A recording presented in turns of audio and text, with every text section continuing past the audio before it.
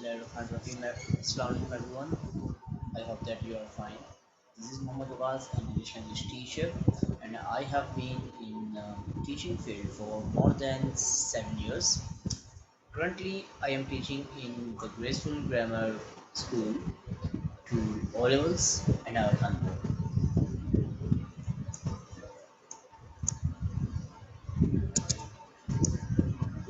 So today I am going to give presentation about future-proof competences, the soft skills students need.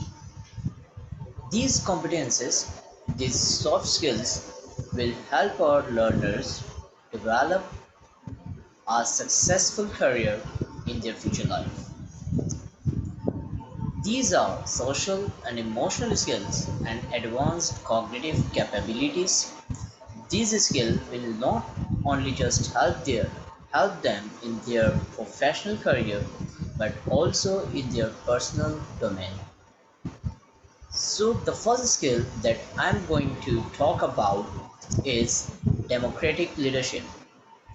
Democratic leadership, as we are living in this democratic area, so it is the leadership that which is also commonly known as participative leadership, about letting multiple people participate in the decision making process.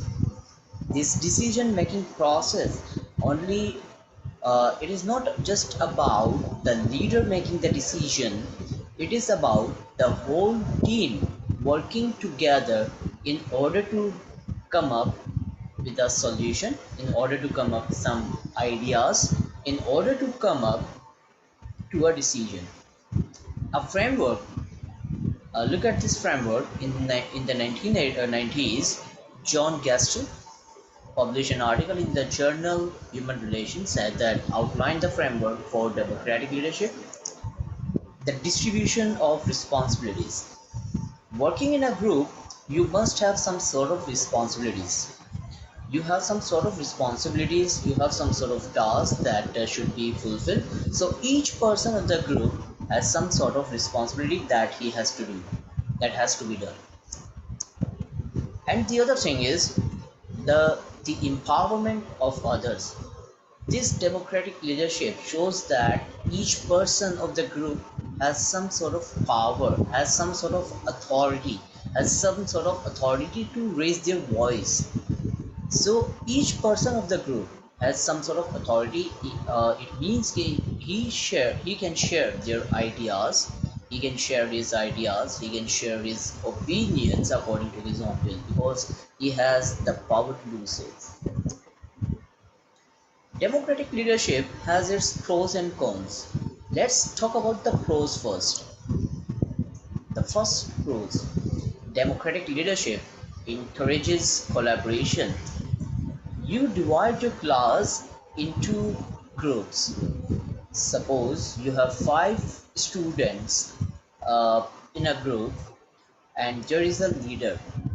A leader has a great responsibility, because that leader will lead that group, but each person has some sort of responsibilities, and in order to fulfill these responsibilities they will have to collaborate with one another.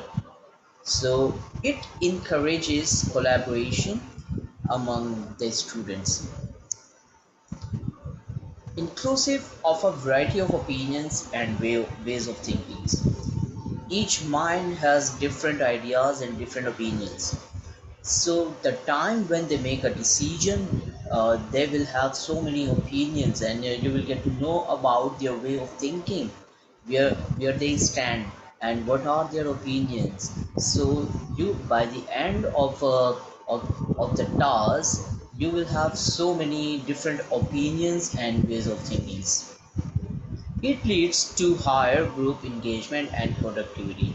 Each person is working, each person is collaborating, each person is sharing his or opinion and sharing his ideas, and participating in the group discussion. So by the end of it, you will have a better product, you will have a better product than the individual student working on a project.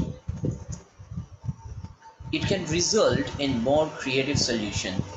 You have given your students a task that has to be solved, so all the brains working together in order to solve this task, so the solution will be more creative, the solution will be better, the outcome is supported by the majority. So not everyone's ideas will be promoted, but it is important that we have to hear everyone's ideas, but these ideas will be supported by the majority, and the one that is supported by the majority will be selected, will be considered. So this outcome will be supported by the majority. There will be no bias, there will be no favoritism, because the members of the group uh, have supported this idea. So the one which is better, the one which is more productive will be selected. It enables to have a means of making your voice heard.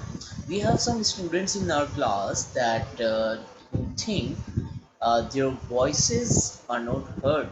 So what they do, they actually remain silent all the time, because we do not listen to them, and no one listens to them. So it is a good opportunity for them to make their voices heard. So it enhances their confidence levels as well. Let's look at some cons of the democratic leadership. The first con that I have is this advantage: the minority opinion is overrated. If you are selecting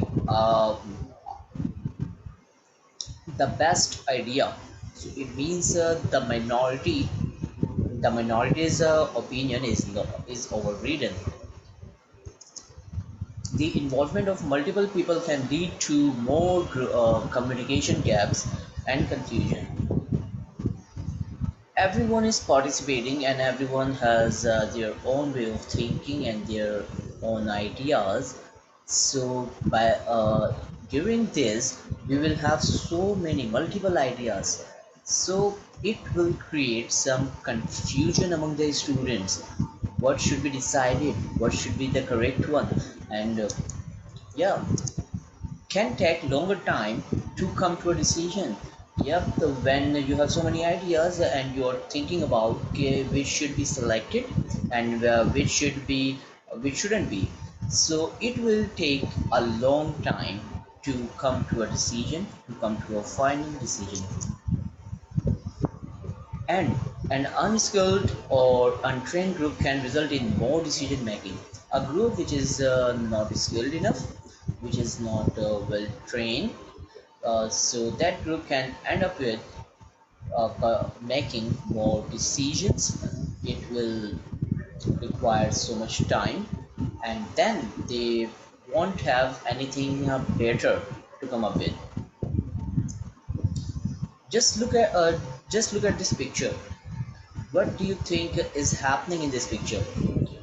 You can only see a hand and a man is strapping up, but I can see in this picture clearly the hand is the leader, and the person who is strapping on that hand is a member of a group. That member is trying to climb the stairs. Means he wants to be the successful. He wants to be a successful person. He wants to go forward. He wants to do something in his life, and his leader is supporting that person. So, democratic leadership is not only about a man making a decision, it is more about supporting each other, collaborating with each other in order to come up with in order to come up with a better solution, in order to come up with a better ideas, in order to decide which is right, in order to collaborate with one another and guide one another. So the next skill that I'm going to talk about is analytical and critical thinking. Analytical and critical thinking, both of these skills require a use of logic. Analytical thinking is the mental process of breaking down complex information, and critical thinking is the mental process of carefully evaluating information and determining how to interpret it in order to make a sound judgment. What do these skills enable us to do? It enables us to make a right kind of decision. That's the decision which is right, the decision which is supported by the majority, and the decision which is the best.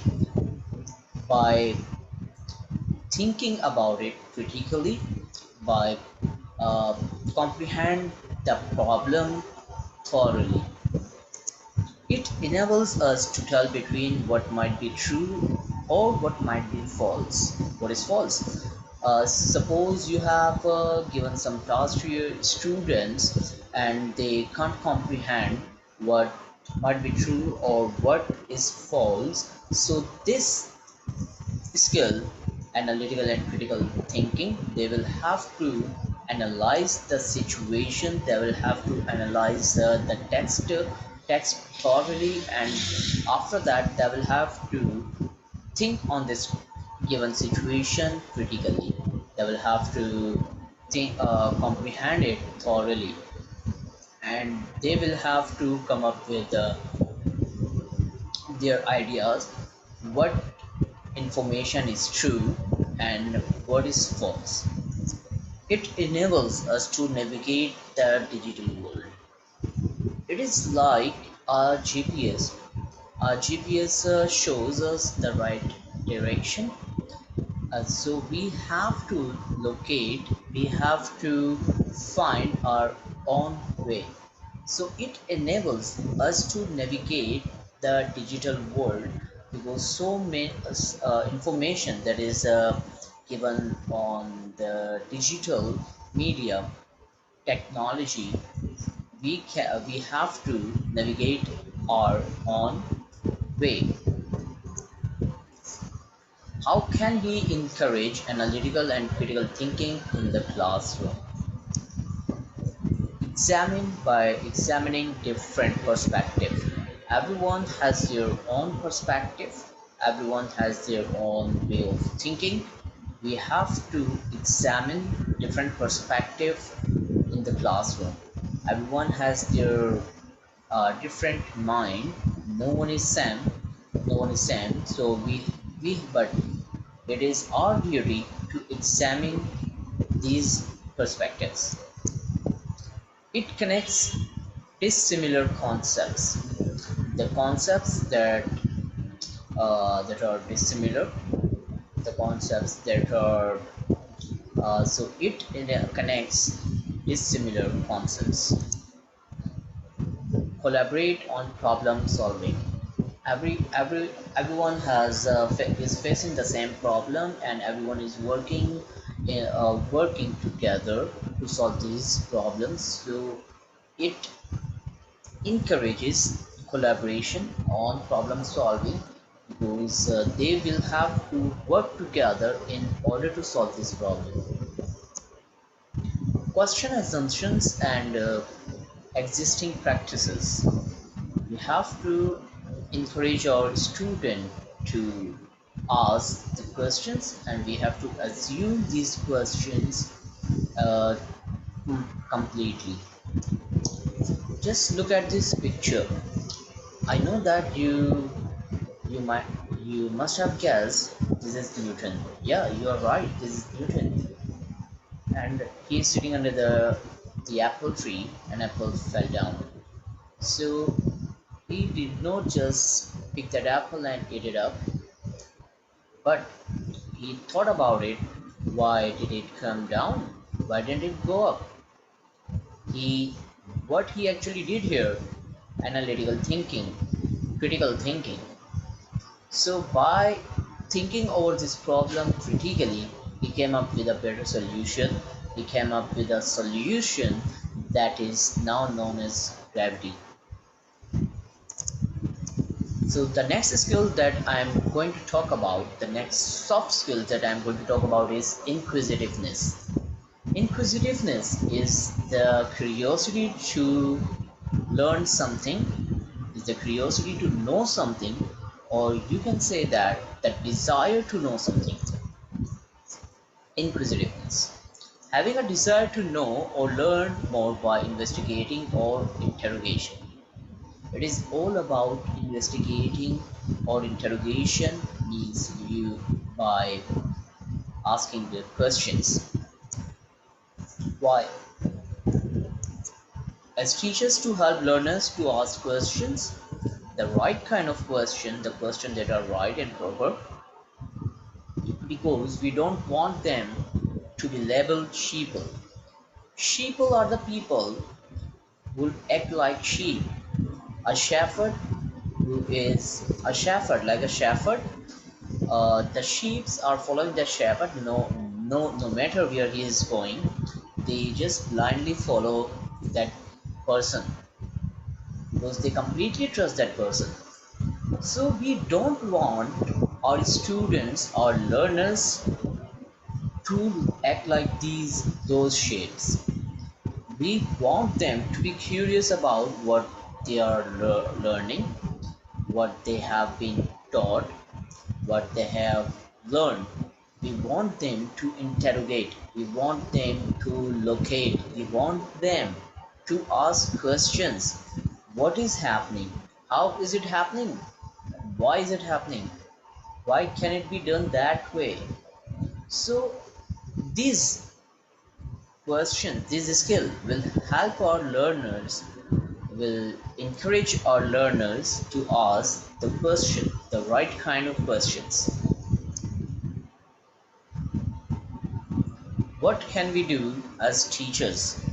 We have a big role to perform, so we have to allow our learners to ask everyday question about the task that we engage them in the text we provide them. The task that they are doing, we have to allow our learners to ask the questions. It enables them, we have to enable them to ask what they are reading, watching, and the conversation they are having. We have to encourage them to look at photos, videos, and ask them what is happening. It will help them uh, to answer the questions as well. Like you have just placed a photo somewhere, you have just placed a picture somewhere, and you can ask them, guess what is happening in this picture? Can you describe it? So it will help them to be more curious about the topic, the more curious about the task that they have been given. Always try them to consider different point of view. Everyone has their own point of view, so we as teachers will have to consider each different point of view. What it will help us to know about our learners, uh, to know about the way of thinking they have. The next skill that I'm going to talk about is factfulness. What is what this factfulness is? Basically, this factfulness is all about, as its name suggests, facts. Basically, education is shouldn't only be learning about facts. It should be about our ability to locate the facts. So the thing that we are learning, the thing that our learners are learning, and we are teaching them, so we have to make them able to locate the facts, actually what they are reading, what they are watching, what they are listening, because this is the digital era, and we have so many social media platforms where information is given, and Not every information is true. So we have to make them realize how they can locate for the facts, how they can uh, search it out by their own capability. So this is a sort of ability to locate what is true, what is factual. It is about the attitude we have towards information. We can have a positive attitude, we can have a negative attitude, we can have a serious attitude or non-serious attitude regarding the information that we have been given. It allows our learners to develop and form approach to whatever they do in life. How can we encourage our students to look for the evidence? By enabling them to locate reliable sources of information. Uh, these sources, some of the sources are not that reliable and they are unauthentic as well. So we have to provide them the authentic sources of information where they can find the information that they want. So we have to tell them about the authentic sources of information by helping them to distinguish between what's reliable and what's fact, by enabling them to question about what they have, whatever they have been given. So we have to make them realize uh, you, they can ask this question to themselves. The next and the final skill that this soft skill that I'm going to talk about is adaptability. Adaptability is our capability to adapt in order for us not only to survive but also thrive. This suppose you have a new student in your class and he's just adjusting now because he hasn't adapted the new surrounding, he hasn't adapted the new reality of his life. So this adaptability is the ability to adapt the new surrounding, to adapt the new reality that our learners are facing.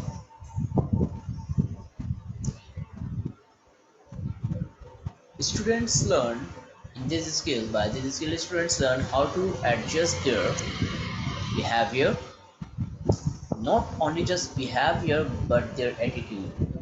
uh, Attitude cannot be always negative, we have positive attitude as well. So suppose I had to switch from in-person to online education, that it was my positive attitude towards the online teaching, it cannot be always negative.